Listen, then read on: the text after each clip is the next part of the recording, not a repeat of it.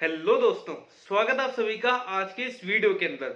और दोस्तों, आज के इस वीडियो के अंदर हम लोग बात करेंगे क्रिप्टो करेंसी के वर्ल्ड में आए एक नए चेंज के बारे में, जिसे लेके आई है हमारी इंडियन गवर्नमेंट। अब दोस्तों, ये जो चेंज है ये है सेक्शन 194(s) का इंट्रोडक्शन इनकम टैक्स एक्ट के अंदर। अब ये जो सेक्शन 194(s) है, इसके अंदर कटेगा टीडीएस क्रिप्टो करेंसी की डीलिंग के वक्त। अब इस वीडियो के अंदर आज हम लोग डिटेल में जानेंगे कि इस सेक्शन के अंदर जो टीडीएस कटने वाला है वो किस रेट पे कटेगा, उसको कौन काटेगा और किस वक्त काटेगा। तो दोस्तों, अगर आप लोग हमारे चैनल पे नए हैं तो प्लीज हमारे इस वीडियो को लाइक करना, शेयर करना और साथ ही साथ में हमारे इस चैनल को सब्सक्राइब करना भी ना भूलें। तो दोस्तों, इस नए लॉ के हिसाब से जो भी परचेजर रहेगा वर्चुअल डिजिटल एसेट्स का, उसको टीडीएस काटना होगा सेलर का 1% की रेट से। और ये टीडीएस काटने की लायबिलिटी परचेजर के ऊपर उस वक्त आएगी जब उसके और सेलर के बीच की जो ट्रांजैक्शन है वो स्पेसिफाइड लिमिट जो है इस एक्ट के अंदर बताई गई है उस अमाउंट को एक्सीड करेगी। और यहाँ पे जो टीडीएस है वो दो केसेस के वक्त कटेगा। सबसे पहला तो रहेगा at the time of credit of amount, या फिर at the time of payment to resident individual whichever is earlier. तो दोस्तों, यहाँ पे अभी जो मैंने आपको टीडीएस की रेट 1% बताई, इसके रिगार्डिंग भी दो एडिशनल प्रोविजन इस एक्ट के अंदर ऐड किए गए हैं।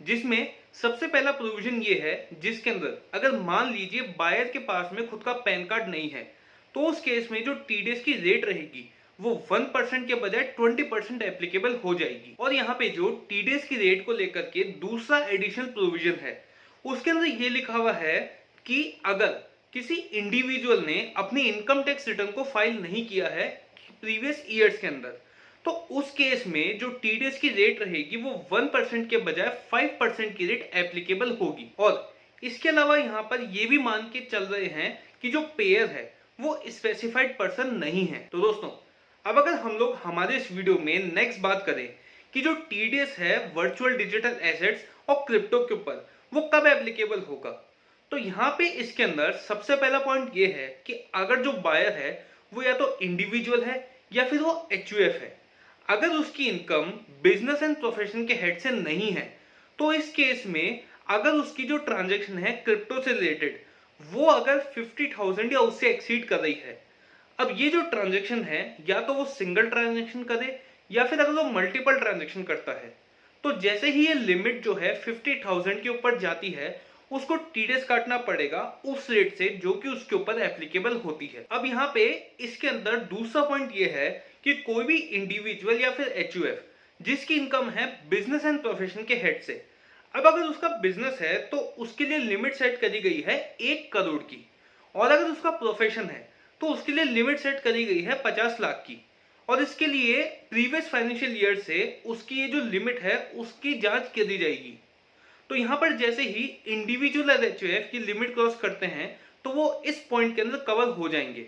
और यहाँ पे भी जो लिमिट है क्रिप्टो के ऊपर टीडीएस काटने की वो 50,000 की लिमिट ही रखी गई है as per the rate applicable. और इसके अलावा एक तीसरी कैटेगरी और है जो कि इंडिविजुअल और एचयूएफ के अलावा बाकी जो भी पर्सन है उनके ऊपर एप्लीकेबल होती है, फॉर एग्जाम्पल कंपनी या फिर पार्टनरशिप फर्म। तो यहाँ पर कोई भी पर्सन अदर देन इंडिविजुअल और एचयूएफ जब भी क्रिप्टो को बाय करेगा तो ये 50,000 की लिमिट उसके लिए हो जाएगी 10,000 की। यानी कि जैसे ही वो 10,000 या उससे ज्यादा की क्रिप्टो बाय करेंगे तो उनको टीडीएस डिडक्ट करना रहेगा। और दोस्तों, इसके अलावा यहाँ पे एक बहुत इंपॉर्टेंट बात नोट करने की ये है कि जो अमाउंट हम लोग डिटरमाइन करेंगे जिसके ऊपर टीडीएस कटेगा उस अमाउंट के अंदर हमको एक्सक्लूड करना है जीएसटी को और जो भी इधर चार्जेस हमारी जेब से जा रहे हैं उसको। तो दोस्तों, अब अगर हम लोग हमारे इस वीडियो के सबसे इंपॉर्टेंट पार्ट को स्टार्ट करें तो इस इंपॉर्टेंट पार्ट के अंदर हम लोग बात करेंगे कि जो टीडीएस है वर्चुअल डिजिटल एसेट्स और क्रिप्टो के ऊपर ये कब एप्लीकेबल होगा और इसके अंदर एक्सचेंजेस और ब्रोकर्स का क्या रोल रहने वाला है। तो यहाँ पे अगर मैं इस चीज को एकदम आसान भाषा में एक एग्जाम्पल के साथ में आपको समझाऊं तो हम लोग एक एग्जाम्पल लेते हैं कि कोई मिस्टर ए है जिन्होंने बिटकॉइन बाई किए थे किसी प्रीवियस फाइनेंशियल ईयर के अंदर, और अगस्त 2022 के अंदर इन्होंने अपने बिटकॉइंस को पूरी तरीके से सेल ऑफ कर दिया। तो अब यहाँ पे सबसे पहला केस ये रहेगा कि जिसके अंदर सिर्फ इन्वॉल्वमेंट है बायर का और एक सेलर का। तो इस केस के अंदर जब मिस्टर ए सेल करेंगे अपनी बिटकॉइन को किसी फलाना सेलर को, तो यहाँ पे मिस्टर ए को टीडीएस काटना पड़ेगा। अब इस केस के अंदर दूसरा सिनेरियो ये आता है कि जब मिस्टर ए अपने बिटकॉइन को सेल कर रहे हैं किसी सेलर को और यहाँ पे इन्वॉल्वमेंट है किसी एक्सचेंज का, लेकिन यहाँ पे ध्यान रखने वाली बात यह है कि जो वर्चुअल डिजिटल एसेट्स है या फिर जो क्रिप्टो है उसका मालिक वो एक्सचेंज नहीं है।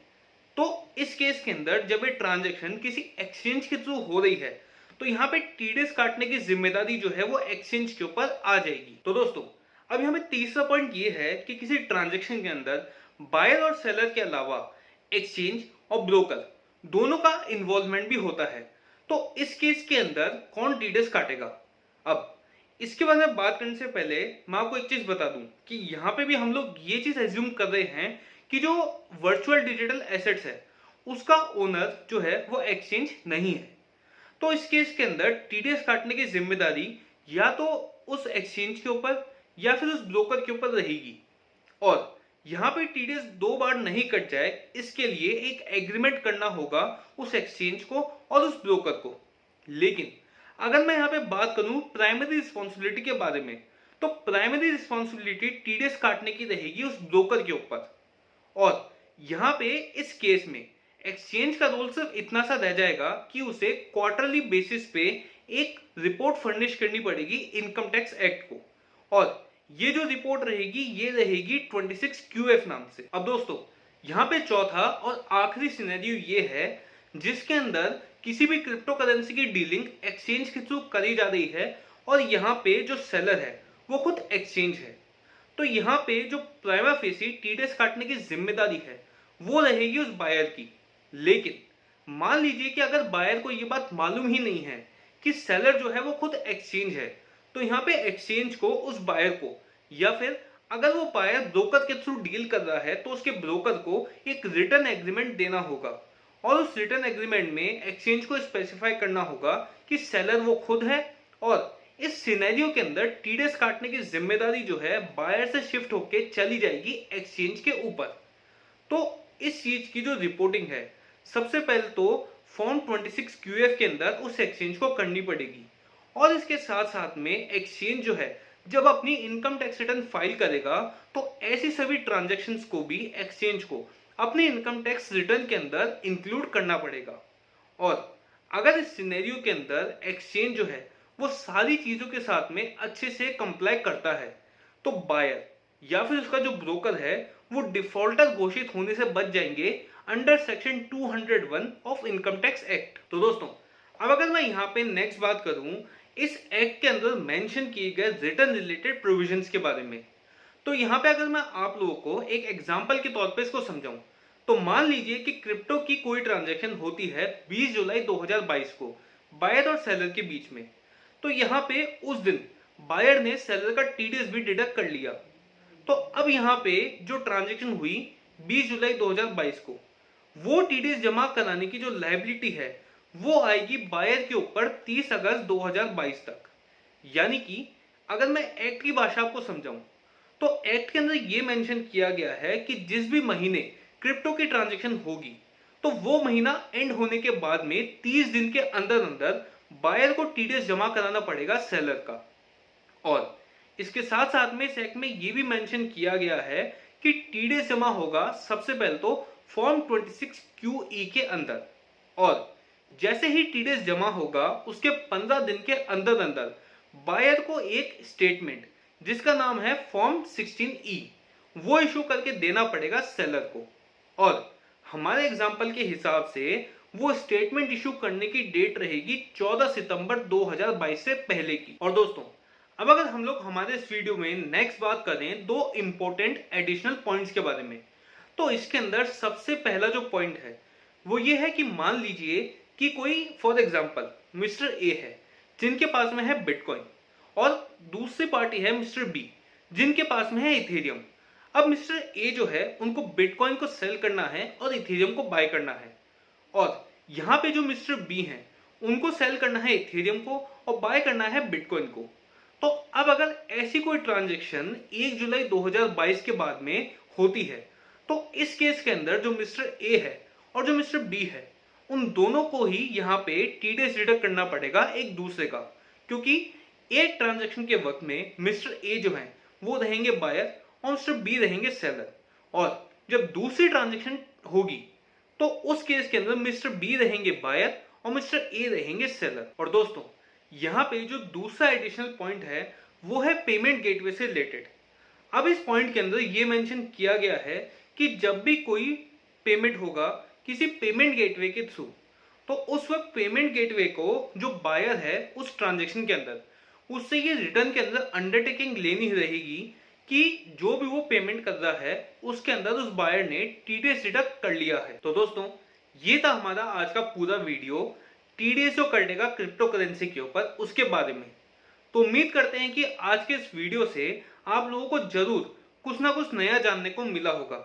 तो प्लीज दोस्तों आपके जो थॉट्स हैं इस वीडियो के बारे में हमें कमेंट सेक्शन में बताना ना भूलें। साथ ही साथ में गवर्नमेंट का जो कदम है इसके बारे में भी आप लोग क्या सोचते हैं, प्लीज आपके थॉट्स उस बारे में भी जरूर हमसे शेयर कीजिएगा कमेंट सेक्शन के अंदर। और दोस्तों अगर आपको आज का वीडियो अच्छा लगा हो तो प्लीज हमारे इस वीडियो को लाइक करना, अपने दोस्तों के साथ में, फैमिली मेंबर्स के साथ में जो कि क्रिप्टो के अंदर डील करते हैं उन लोगों के साथ में शेयर करना ना भूलिएगा। और साथ ही साथ में हमारे इस चैनल को ऐसी ही तमाम तरीके की वीडियोस देखने के लिए सब्सक्राइब भी जरूर से करिएगा। तब तक के लिए धन्यवाद।